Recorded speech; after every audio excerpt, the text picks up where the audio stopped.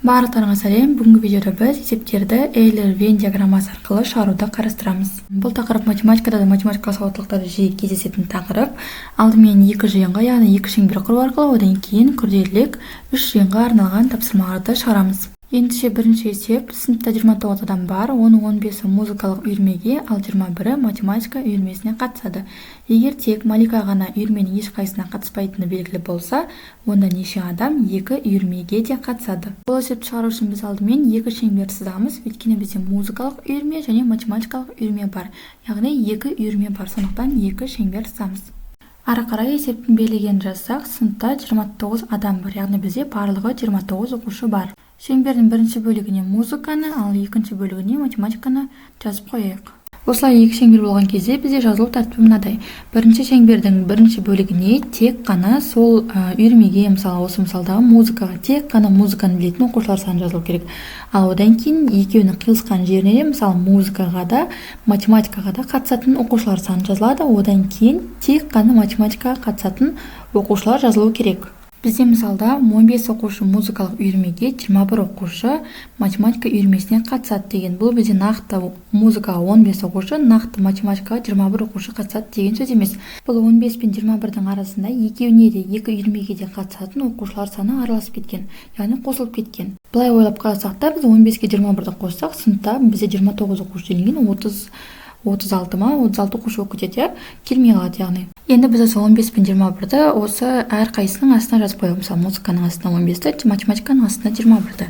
Енді бізге табу керек екеуіне де қатысатын оқушылар саны қандай. Егер Малика үйірменің ешқайсысына қатыспаса, бізде үйірмеге қатысатын 28 оқушы бар, иә? Енді осы 28 оқушыдан музыкаға қатысатын 15 оқушыны азайтып тастасақ, бізде тек қана математикаға қатысатын оқушылар шығады.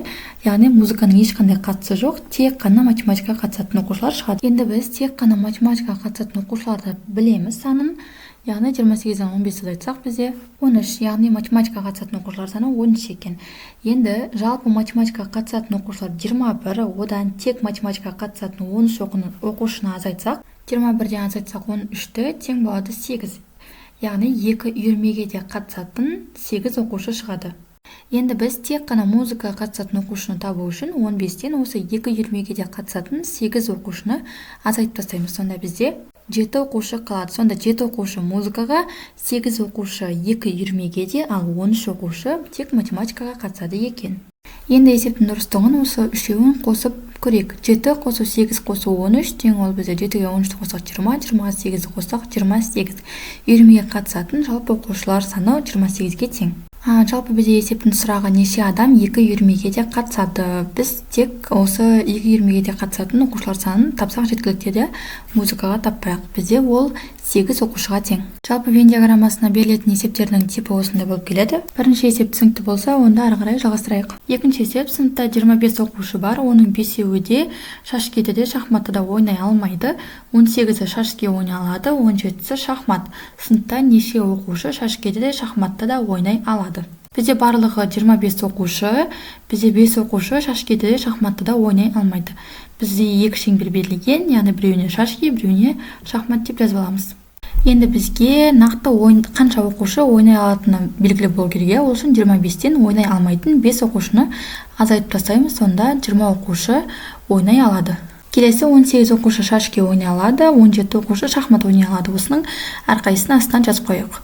Енді біз ойнай алатын 20 оқушыдан шашки ойнай алатын 18 оқушыны алып тастасақ, тек қана шахмат ойнай алатын оқушылардың саны шығады. 20-дан 18-ді айтсақ 2, тек қана шахмат ойнайтын оқушылар саны 2 екен.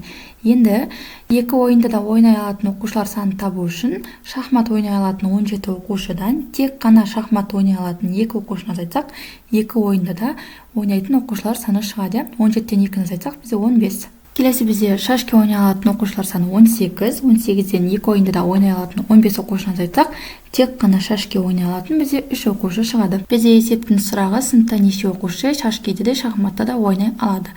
Яғни бізде жауабы 15. Бұл есеп түсінікті болса, бізде келесі үшінші есеп. Сыныпта 37 оқушы бар, оның 25-і музыкалық үйірмеге, 27-сі математика үйірмесіне қатысады. Егер тек Ұлықбек пен Дастанғаны үйірменің ешқайсысына қатыспайтыны белгілі болса, неше адам екі үйірмеге де қатысады. Бізге екі шеңбер сызамыз және оған музыка және математикалық үйірмесін жазамыз, иә. Келесі бізде 25 музыкалық үйірмеге, 27 математика үйірмесіне қатысады. Келесі бізге нақты үйірмеге қатысатын оқушылар санын табу керек. Ол үшін 37-ден Ұлықбек пен Дастанды, яғни 2 адамды азайтып тастаймыз. Сонда үйірмеге қатысатын 35 оқушы қалады. Енді осы 35 оқушыдан музыкаға қатысатын 25 оқушыны азайтсақ, тек қана математикаға қатысатын оқушылар саны белгілі болады. Ол бізде 35 азайту 25 тең болады 10-ға. Енді біз жалпы математикаға қатысатын 27 оқушыдан осы тек қана математикаға қатысатын 10 оқушыны азайтамыз. Сонда ол бізде болады 17. Бұл екі үйірмеге де қатысатын оқушылар саны, иә. Енді тек қана музыкаға қатысатын оқушылар табу үшін 25-тен азайтамыз 17-ні. Ол бізде 8-ге тең, иә. Яғни музыкаға қатысатын оқушылар саны 8-ге тең екен. Енді есептің сұрағы неше адам екі үйірмеге де қатысады? Бізде 17 адам екі үйірмеге де қатысады. Бұл есеп түсінікті болса, енді келесі есеп. Меломан дүкенінде 35 сатып алушы келді. Оның 20-сы жігіттердің, 11-і Музарт тобының жаңа ән жинағын сатып алды. Оны бірде-бір диск сатып алмады. Неше адам жігіттердің де Музарттың да дискілерін сатып алды. Тура өткен есептер сияқты екен. Сізге егер осыған дейінгі есепті түсінікті болса, енді бұл есепті өзіңіз шығарып көріңіз. Сосын жауабымен бірге тексерейік. Енді екі шеңбер сызамыз, өйткені бізге Музарт және жігіттер деген екі топ берілген, иә. Жігіттер тобынан 20 адам сатып алған екен, ал Музарт тобын 11 адам сатып алған екен. Бірінші біз қанша адам жалпы диск сатып алған табуымыз керек. Ол үшін 35-тен 10 адам сатып алмаған, сонда бізде 25 адам сатып алған екен. Енді осы 25 адамнан жігіттер тобын сатып алған 20 адамды азайтсақ, тек қана Музарт тобын алған адамдар саны шығады. 25 азайтылған 20 тең 5 адам тек Музарт тобын ғана алған екен.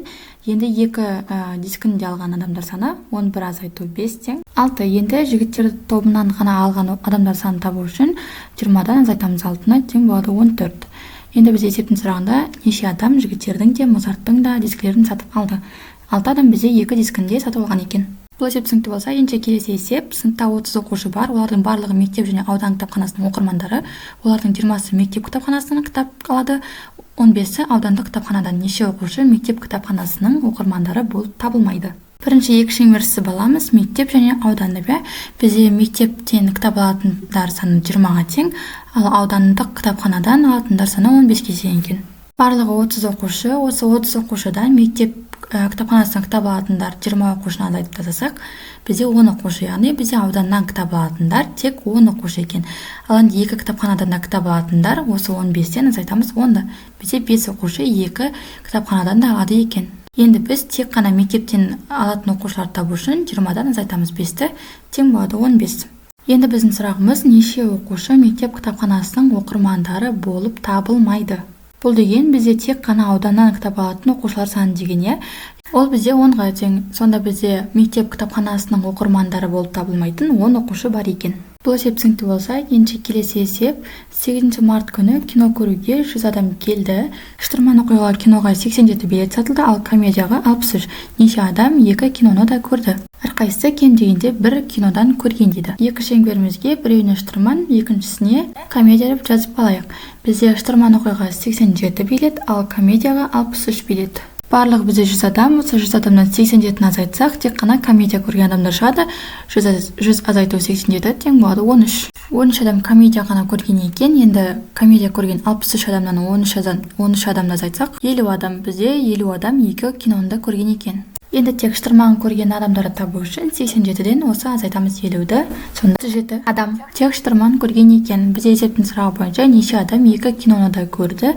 50 адам екі киноны да көрді. Бұл есеп түсінікті болса, енді келесі есеп. Оқытушы өндірістік бригадада 86 жоғары сынып оқушылары бар. Олардың 8-і тракторда да, комбайнда да жұмыс жасай алмайды. 54 оқушы трактормен жақсы жұмыс жасап үйреніп қалған, 62-сі комбайнмен. Осы бригададағы неше оқушы тракторда да, комбайнда да жұмыс жасай алады? Бізде барлығы 86 оқушы, ал жұмыс жасай 86 азайтылған 78 оқушы жұмыс жасай алады. Келесі шеңберіміздің жоғарысына жазып шықсақ, бірінші бізде трактор, екіншісі бізде комбайн.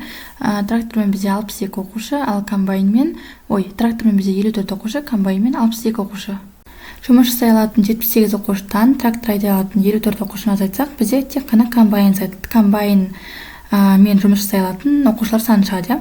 78 айтылған 54 тең болады 24. Тек комбайн айдай алатын 24 оқушы бар екен. Енді комбайн айдайтын 62 оқушыдан 24 оқушыны азайтсақ, 38 оқушы шығады, яғни 38 оқушы екеуінде айдай алады екен. Енді біз тек қана трактор айдайтын оқушыны табу үшін 54-тен азайтамыз 38-ді. Сонда бізде 16 оқушы тек қана тракторды айдай алады. Есептің шарты бойынша осы бригададағы неше оқушы тракторда да комбайнда да жұмыс жасай алады, ол бізде 38 оқушы. Келесі есепте физикадан тәжірибелік тапсырманы орындаған 100 жетекші сынып оқушыларының 75-і бұршақтың үлгісін, ал 65-і алғашқы үлгісін жасады, ал оны еш нәрсе жасамады. Неше оқушы үлгісінде алғашқы үлгісінде жасады. Бұл есеп өткен есептермен ұқсас екен, ендеше бірінші өздерін шығарып көріңіздер. Есептің шығарылуын тездетіп қоямын, сосын жауабымен тексеріп көріңіздер. Есептің жауабы 50 оқушы 2 үлгісінде жасаған екен. Бұл есеп түсінікті болса, келесі есеп: топта 40 адам бар, оның 30-ы жүзуді біледі, 27-сі шахмат ойнай алады. Тек 5-еуі ғана еш нәрсе жасай алмайды. Неше адам жүзуді де шахматты да біледі? Так, бізде барлығы 40 адам, жүзуді білетін бізде 30 адам, ал шахмат ойнай алатын 27 адам. 5-еуі ғана еш нәрсе жасай алмайды. Тек біз білетін деп жазсақ, 40-тан 5 азайтып жазсақ, бізде 35, яғни жүзуді немесе шахматты білетін адамдар саны 35, Келесі осы 35 адамнан жүзуді білетін 30 адамды айтсақ, тек қана шахмат ойнай алатын 5 адам шығады. Енді осы жалпы шахмат ойнай алатын 27 адамнан тек қана шахмат ойнай алатын 5 адамды айтсақ, 22 адам шығады. Яғни бізде жүзуді де шахматты білетін 22 адам бар екен. Енді біз тек қана жүзуді білетін адамдар табуымыз керек. Ол үшін 30-дан 22-ні азайтамыз, сонда 8 адам. 8 адам бізде тек қана жүзуді біледі екен. Неше адам жүзуді де шахматты да біледі? Бізде жауабы 22 адам. Келесі есеп: сыныптағы әрбір оқушы не ағылшын тілін, не француз тілін біледі, не болмаса екеуінде оқып жүр. Ағылшын тілін 25 адам, ал француз тілін 27 адам. Екі тілді де 18 адам үйреніп жүр. Сыныпта неше оқушы бар? Екі дөңгелегімізге ағылшын және француз деп жазсақ, біз ағылшын тілін білетін 25 адам екен, француз тілін жалпы білетін 27 адам екен. Ал екеуінде білетін 18 адам, яғни 18-і біз екі шеңбердің қиылысқан жеріне жазамыз. Біз енді тек қана ағылшын білетін адамдар санын табуымыз керек. Сол үшін осы 25-тен азайтамыз екі тіл білетін 18 адамды. Сонда 7 адам ағылшын тілін біледі екен. Ал енді тек қана француз тілін білетін адамдар санын анықтау үшін 27-ден азайтамыз 18-ді. 9 адам тек қана француз тілін біледі екен. Енді бізге сыныпта неше оқушы бар екен табу керек. Ол үшін осы 7-ге екі тіл білетін 18 және тек қана французды үйреніп жүрген 9 адамды қосамыз. Сонда ол бізде 34 адам. Сонда сыныпта 34 оқушы бар екен. Келесі есеп: сыныбымыздағы кейбір балалар киноға барғанды ұнатады. Олардың 15-і «Менің атым Қожа» фильмін, ал 11-і «Анаға апарар жол» фильмін, ал 6-ы «Менің атым Қожа» фильмінде, «Анаға апарар жол» фильмінде көргені белгілі. «Анаға апарар жол» киносын неше адам көрмеген? Екі шеңберіміздің жоғарысына киноның атын жазсақ, «Анаға апарар жол» және «Менің атым Қожа». Бізде 15-і «Менің атым Қожа» фильміне барған, ал 11-і «Анаға апарар жол» фильміне барған, ал екеуіне де 6-ы барған екен. Енді біз жеке-жеке киноға неше адам барғанын табайық. Ол үшін бірінші «Анаға апарар жол» фильміне жеке неше адам барғанын табу үшін 11-ден 6-ны азайтамыз. Сол кезде бізде 5, яғни 5 адам «Анаға апарар жол» фильміне барған. Келесі бізде «Менің атым Қожа» фильміне қанша адам барған екен? Ол үшін 15-ден азайтамыз 6-ны. Сонда бізде 9 адам «Менің атым Қожа» фильмін көрген екен. Енді біздің сұрағымыз: «Анаға апарар жол» киносын неше адам көрмеген? Сонда тек қана «Менің атым Қожа» фильмін көрген адамдар «Анаға апарар жол» фильмін көрмеген. Сонда бізде 9 адам «Анаға апарар жол» киносын көрмеген. Енді бұл есеп түсінікті болса, келесі есеп: тақтада екі дөңгелек және олардың ішінде бірнеше нүктелер салынған. Бірінші дөңгелектің ішінде бар болғаны 202 нүкте бар, екінші дөңгелектің ішінде 546 нүкте бар. Екі дөңгелектің ішінде бір мезетте 120 нүкте бейнеленген. Сонда барлық салынған нүктелер саны нешеу? Есептің берілгенін жазып шықсақ, бірінші шеңберде 202 нүкте, ал екінші шеңберде 546 нүкте, ал жалпы екеуінде де 20 нүкте салынған екен бір мезгілде. Ал жеке-жеке нүктелерді табу үшін біз бірінші 202-ден азайтамыз 120-ны. Сонда бізде бірінші шеңберде 82 нүкте салынған, ал екінші шеңберде 546-дан 120-ны азайтсақ бізде 426. Яғни бізде екінші шеңберде жеке 426 нүкте салынған екен. Бізде енді барлық салынған нүктелердің санын табу керек. Ол үшін осы үшеуін қосамыз. 426-ға қосамыз бір мезетте салынған нүктелерді, 20-ны қосамыз 82-ні. Сонда бізде 628 нүкте салынған екен. Бұл есеп түсінікті болса, бізде келесі есеп: бір сыныпта екі озат оқушылардан басқа барлығы шаңғы спортымен айналысады. Егер шаңғы спортымен сыныпта 28 оқушы шұғылданатыны белгілі болса, және озат оқушылардың саны 12 болса, жалпы сыныпта неше оқушы бар? Бұл есептің шарты алдыңғы есептің шартынан сәл өзгешелеу екен. Бізде шаңғы спортымен айналысатын 28 оқушы, ал озат оқушының 12 екені белгілі, бірақ екі спортпен айналысатын оқушы немесе барлық оқушылар саны жоқ.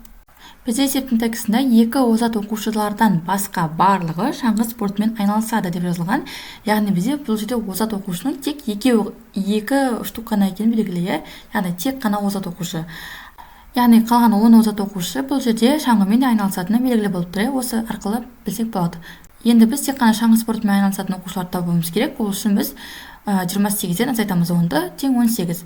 Ал бізде есептің сұрағында жалпы сыныпта неше оқушы? Яғни 2-ге қосамыз 10-ды, қосамыз 18-ді, тең болады 30. Бұл есеп түсінікті болса, енді келесі есеп: сауалнама жүргізген 40 адамның 32-сі сүтті ұнатады, 21-і лимонадты, ал 15-і сүтті де лимонадты да ұнатады. Неше адам сүтті де лимонадты да ұнатпайды?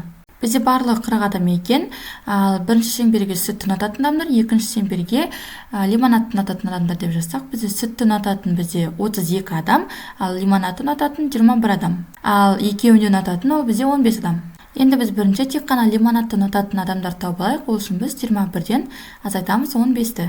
Яғни 6 адам бізде тек қана лимонадты ұнатады екен. Ал сүтті ұнататын адамдар 32-ден азайтсақ 15-ті, 17 адам тек қана сүтті ұнатады екен. Енді біз есептің сұрағында неше адам сүтті де лимонадты да ұнатпайды? Бұл үшін біз ең бірінші әйтеуір біреуін ұнататын адамдардың санын табуымыз керек. Ол үшін біз 17-ге қосамыз 15-ті, қосамыз 6-ны, тең болады 38. Ал бізде жалпы сауалнама қатысқан 40 адам, екеуінде әйтеуір біреуін ұнататын 38 адамды азайтсақ, сонда 2 адам ешқайсысына ұнатпайды екен. Бұл есеп түсінікті болса, енді келесі есеп: спорт декларациясында 83 адам ағылшын тілін біледі, 75-і француз тілін, оны ағылшын тілінде, француз тілінде де білмейді. Егер декларацияның құрамында 100 адам болса, онда оның нешеуі екі тілді де меңгерген? Бізде білмейтін адамдар саны 10 адам, ал барлық адам саны 100 адам. Енді бізге тек білетін адамдар саны анықтау үшін осы 100-ден азайтамыз 10-ды, сонда 90 адам әйтеуір бір тілді біледі.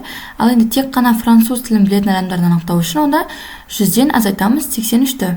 90-нан азайтамыз 83-ті. Сонда бізде 7 адам тек қана француз тілін біледі екен. Енді осы француз тілін білетін 75 адамнан 7 адамды азайтсақ, 68 адам екі тілді де біледі екен. Енді біз тек қана ағылшын тілін білетін адамдар санын табу үшін 83-тен азайтамыз 68-ді. Сонда бізде 15 адам тек қана ағылшын тілін біледі екен. Есептің сұрағында олардың нешеуі екі тілді біледі? Жауабы 68. Ендеше бұл есеп түсінікті болса, келесі есеп: Нормен Фостер сәулетші өмір бойы 20 ғимаратты жобалаған. Оның 9-і музей, 7-і театр, ал 4-і музей және театр. Ал қалғаны моншалар. Неше моншаның жобасын құрған? Екі шеңбердің біреуіне музей, біреуіне театр деп жазсақ, бізде барлығы 20 ғимарат жобалаған екен, және оның 4-і музей мен театр. 9-і музей, 7-і театр болса, біз бірінші жеке музей ғимаратын табу үшін, санын табу үшін 9-дан 4-ті азайтамыз. Яғни 5-і тек бізде музей екен, ал тек театр ол бізде 7-ден азайтамыз 4-ті, тек қана театр ол бізде 3-і екен. Ал енді бізде жалпы ғимараттар саны 5 қосу 4 қосу 3 тең болады 12. Бізде жалпы 20 ғимарат жобаланған, оның 12-сі музей, театр және екеуі де, сонда қалғаны 8 жоба моншаға жобаланған екен. Клубтың әрбір мүшесі не футбол, не теннис, не екеуінде ойнайды.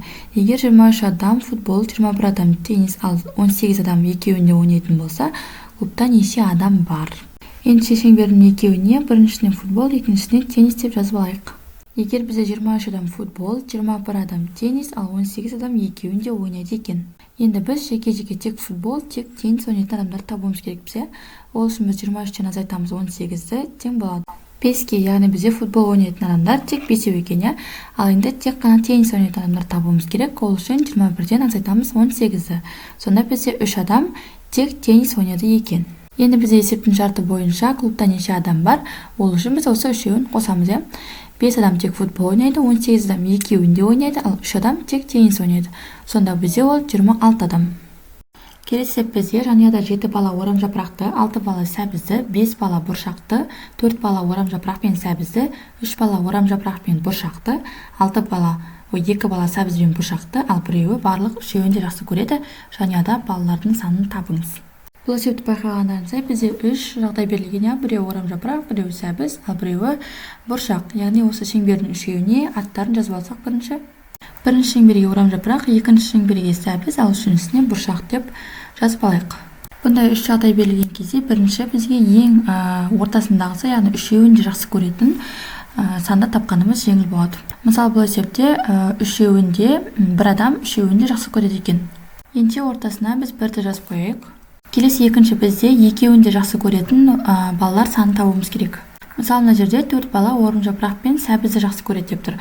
Осы 4 баланың ішінде бізде бір бала үшеуін де жақсы көреді. Осы үшеуін де жақсы көретін бір баланы азайтып тастаймыз. Сонда бізде 3 бала тек орамжапырақ пен сәбізді жақсы көреді. Енді келесі 3 бала орамжапырақ пен бұршақты жақсы көреді деп тұр. Бұл жерде тура солай 3 баланың ішінде бір бала барлығын жақсы көреді. Осыны азайтып тастасақ, 2 бала орамжапырақ пен бұршақты ғана жақсы көреді. Келесі бізде 2 бала сәбіз бен бұршақты жақсы көреді. Бұл жерде тура солай екеуінің ішінде бір бала үшеуін де жақсы көреді. Соны азайтып тастасақ, 2 азайту тең 1, бір бала тек сәбіз бен бұршақты ғана жақсы көреді екен. Енді бізге табу керек тек қана орамжапырақты жақсы көретін, тек қана сәбізді жақсы көретін, тек қана бұршақты жақсы көретін балалар санын табуымыз керек. Ол үшін біз есептің шартында 7 бала орамжапырақты жақсы көреді деген, яғни жалпы 7 бала орамжапырақты жақсы көреді. Енді біз ажыратып алдық, иә, оның нешеуі сәбізбен бірге жақсы көреді, нешеуі бұршақпен бірге жақсы көреді, ал нешеуі үшеуін де жақсы көреді.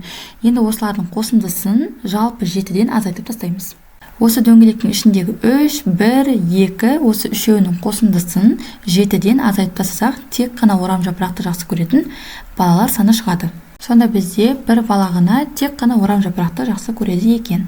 Енді тура осылай сәбізді жақсы көретін балалар санын тауып көрейік. Яғни 6-дан азайтамыз. Осы шеңбердің ішінде тұрған 3 қосу 1 қосу 1 4 5. Сонда бізде 6-дан азайтамыз 5-ті. Сонда бір бала сәбізді жақсы көреді екен. Енді біз тура осылай бұршақты жақсы көретін бала санын табуымыз керек. Ол үшін 5-тен азайтамыз. 2 қосу 1 қосу 1 2 4. Сонда 5-тен азайтсақ 4-ті. Бір бала тек қана бұршақты жақсы көреді екен. Енді есептің сұрағы бойынша жанұядағы балалардың саны қанша? Енді осы шеңбердің немесе бөліктердің әрқайсысында тұрған сандарды қосып шығамыз. Мысалы 1 қосу 3 қосу 1 қосу 2 қосу 1 қосу 1 қосу 1 тең 10 болады екен. Сонда бізде жанұяда барлығы 10 бала бар екен.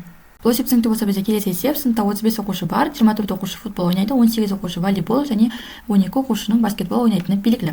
10 оқушы қатарынан футбол және волейбол ойнайды, 8 оқушы қатарынан футбол және баскетбол ойнайды, ал 5 оқушы қатарынан волейбол және баскетбол ойнайды. Футбол және волейбол ойнайтын және баскетболды да қатар ойнайтын оқушылар саны қанша? Бұл жерде бізге 3 жағдай берілген және шеңберлердің әрқайсысына аттарын жазып қояйық. Мысалы футбол, баскетбол және волейбол. Біз есептің шартында барлығы 35 оқушы, ары қарай бізде 24 оқушы футбол, 18 оқушы волейбол және 12 оқушы баскетбол ойнайды. Енді біз бағана есеп сияқты бірінші барлығы үшеуінде ойнайтын оқушыларды тапқан ыңғайлы болады екен.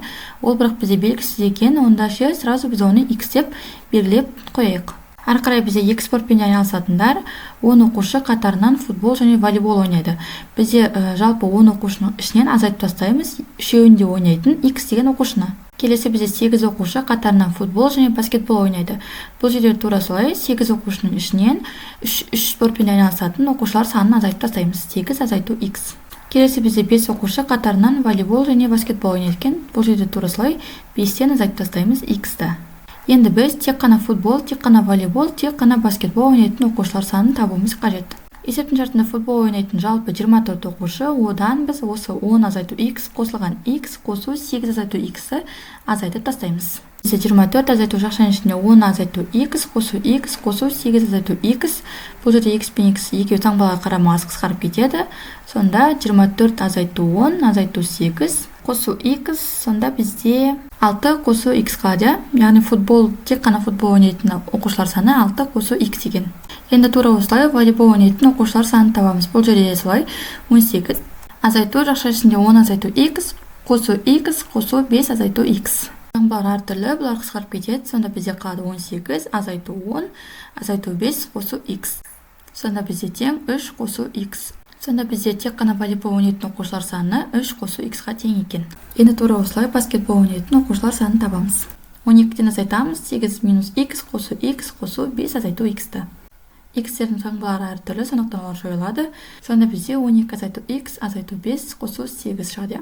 Мына жерден -1 плюс X шығады. Сонда бізде тек қана баскетбол ойнайтын оқушылар саны -1 плюс X. Келесі бізде енді осы X-тардың мәнін табу үшін осы жердегінің барлығын қосып, яғни әрқайсысы жеке-жеке оқушылардың саны ғой, бұл барлық оқушы санына теңестіреміз. Сонда бізде 6 плюс X қосу 10 азайту X қосу 3 қосу X қосу 8 азайту X қосу X қосу 5 азайту X қосу -1 плюс X тең болады 35-ке, барлық оқушылар саны 35-ке тең. Енді мына жердегі таңбалар әртүрлі X-тарды жойып жасасақ, сонда бізде қалады X тең 35 азайту 6 азайту 10 азайту 3 азайту 8 азайту 5 қосу 1. Сонда бізде X тең болады 4-ке.